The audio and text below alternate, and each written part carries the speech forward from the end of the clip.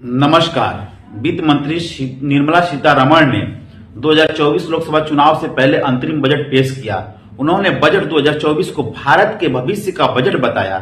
सीतारमण ने दावा किया है कि 2047 तक भारत एक विकसित राष्ट्र बन जाएगा। देश की जनता भविष्य की तरफ देख रही है, वे आशान्वित है। पीएम मोदी के नेतृत्व में हम आगे बढ़ रहे हैं। जब पीएम मोदी ने 2014 में काम शुरू किया तब बहुत ज्यादा चुनौतियां थी। जनता के हित में काम शुरू किए हैं, जनता को ज्यादा से ज्यादा रोजगार के अवसर दिए हैं। देश में नया उद्देश्य और उम्मीद जगी है। जनता ने हमें दूसरी बार सरकार में चुना। हमने व्यापक विकास की बात की, सबका साथ, सबका विश्वास और सबके प्रयास के मंत्र से आगे बढ़े। यहाँ जानिए बजट 2024 की 10 बड़ी बातें। आयुष्मान भारत स्कीम में आशा आंगनबाड़ी कार्यकर्ता को कवर किया जाएगा। सरकार मिडिल क्लास परिवार के लिए नई आवास योजना शुरू करेगी। केंद्रीय वित्त मंत्री ने घोषणा किया है कि प्रधानमंत्री आवास योजना ग्रामीण के तहत अगले 5 सालों में 2 करोड़ और घर बनाए जाएंगे। 40,000 सामान्य रेलवे बोगियों को वंदे भारत के स्तर पर लाया जाएगा। 3 बड़े आर्थिक रेलवे कॉरिडोर बनेंगे। ये ऊर्जा, खनिज और सीमेंट कॉरिडोर होंगे।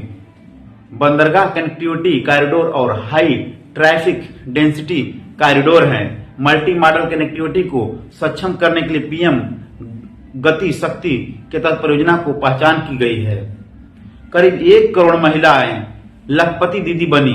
अब 3 करोड़ लखपति दीदी बनाने का लक्ष्य है।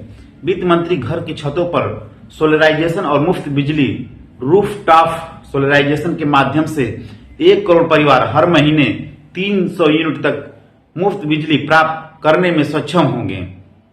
अपेक्षित फायदे: फ्री सौर बिजली के 15,000 18,000 रुपए तक की बचत। डायरेक्ट टैक्स की दरों में कोई बदलाव नहीं। इनकम टैक्स स्लैब में कोई बदलाव नहीं। लक्षद्वीप में टूरिज्म के लिए नई परियोजना शुरू होगी। इंफ्रास्ट्रक्चर में 11% ज्यादा खर्च किया जाएगा।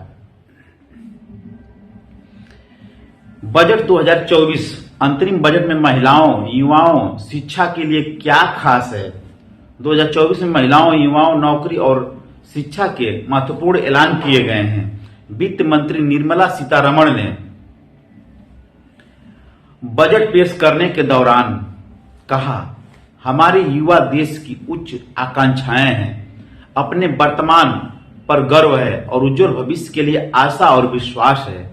हम उम्मीद करते हैं कि हमारे सरकार को उसके शानदार काम के आधार पर एक बार फिर लोगों द्वारा एक शानदार जनादेश मिलेगा। वित्त मंत्री ने कहा, गरीब, किसान, महिलाओं के सशक्तिकरण पर जोर रहेगा। हमें गरीब, महिला, युवा और अन्नदाता का ध्यान केंद्रित करने की आवश्यकता है। उनकी जरूरतें और आकांक्षाएं हमारी सर्वोच्च प्राथमिकता है। महिलाओं को दिया गया 30 करोड़ मुद्रा लोन दिया गया है। महिलाओं के लिए क्या? वित्त मंत्री ने कहा, 3 तलाक को गैर कानूनी घोषित किया गया। महिलाओं को संसद में आरक्षण देने के लिए कानून लेकर आए हैं। पिछले 10 साल में 30 करोड़ मुद्रा योजना ऋण महिला उद्यमियों को दिए गए हैं। ग्रामीण क्षेत्रों में प्रधानमंत्री आवास योजना के तहत महिलाओं को 70% आवास महिलाओं को मिले हैं। वित्त मंत्री ने कहा, उच्च शिक्षा में महिला नामांकन 10 वर्ष में 28% बढ़ा है। STEM पाठ्यक्रमों में लड़कियां और महिलाएं 43% नामांकन करती हैं, जो दुनिया में सबसे ज्यादा है। ये सभी कदम कार्यबल में महिलाओं की बढ़ती भागीदारी को परिलक्षित होते हैं। 3 तलाक को अवैध बनाने, संसद और राज्य विधानसभाओं में महिलाओं के लिए 1/3 सीटों के आरक्षण, पीएम आवास योजना के तहत महिलाओं को 70% से अधिक घरों में उनकी गरिमा को बढ़ाया है। वित्त मंत्री ने कहा कि लखपति दीदी योजना को बढ़ावा दिया जाएगा। 9 करोड़ महिलाओं के जीवन में बदलाव आया है। लखपति दीदी से आत्मनिर्भरता आई है। 3 करोड़ महिलाओं को लखपति दीदी बनाने की योजना है। आंगनबाड़ी कार्यक्रमों में तेजी लाई जाएगी। अब तक 1 करोड़ महिलाओं को लखपति दीदी बनाया।